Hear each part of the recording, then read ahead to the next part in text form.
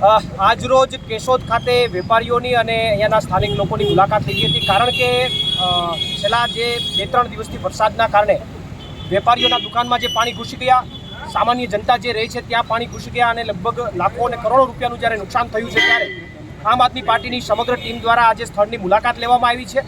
સૌથી મહત્વનો મુદ્દો એ છે કે આ નુકસાની થઈ છે કુદરતી નથી, આ માનવ સર્જિત છે. સરકાર, ભાજપની સરકાર અને અહીંયાના નગરપાલિકાની અણાવડતના કારણે થઈ છે. કારણ કે જ્યારે અંડરબ્રિજ બનાવવાની વાત આવી ત્યારે એમના આયોજનના અધિકારીઓને એ પણ સુદ્ધા ખબર નહોતી કે મેસવાણથી જે વરસાદનું પાણીનું વહેણ આવે છે, વહેણના પાણીને લોકો રોકી રહ્યા છે અને રોકી રહ્યા છે તો એનું અલ્ટરનેટ ઓપ્શન શું?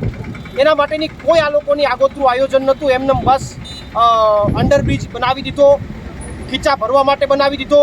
1 વર્ષમાં બનાવવાનો હતો, 3 વર્ષ થયા, હજી નથી બનાવ્યો. લોકો પરેશાન થઈ રહ્યા છે. જેટલો અંડરબ્રિજનું બજેટ હશે એના કરતાં તો લોકોના પેટ્રોલ, ડીઝલ અને એના મગજ ખરાબ થયા છે, કારણ કે એટલી બધી ટ્રાફિકની સમસ્યા કેશોદની અંદર કાયમી માટે રહી છે. બીજેપીના નેતાઓ દ્વારા મને એવું સાંભળવા મળ્યું એના સ્થાનિક વેપારીઓ દ્વારા કે બીજેપીના નેતાઓએ એવું કીધું કે આ તો એક સાથે 5 ઇંચ વરસાદ આવી ગયો એટલે આવું થયું. તો હું, તમે ભગવાન છો, તમને પૂછીને વરસાદ આવશે કે 5 ઇંચ મોકલું કે 4 ઇંચ મોકલું કે 3 ઇંચ મોકલું? વરસાદ તો કુદરતી ગમે ત્યારે ગમે એટલું આવે. તમારું આયોજન એવું હોવું જોઈએ કે વરસાદની અંદર લોકોને નુકસાની ન થાય અને લોકોને ક્યાંય પણ હેરાનગતિ ન થાય. આમ આદમી પાર્ટીની સ્પષ્ટ માગણી છે કે વેપારીઓને જે નુકસાની ગઈ છે, જનતાને જે નુકસાની ગઈ છે કેશોદની, એનો તાત્કાલિક સર્વે કરાવી અને નુકસાનીનું વળતર તાત્કાલિક આપવામાં આવે. બાકી ડંકાની ચોટ ઉપર તમારી સામે લડત લડવામાં આવશે. પ્રવીણ રામ, પ્રદેશ ફ્રન્ટલ અધ્યક્ષ, આમ આદમી પાર્ટી.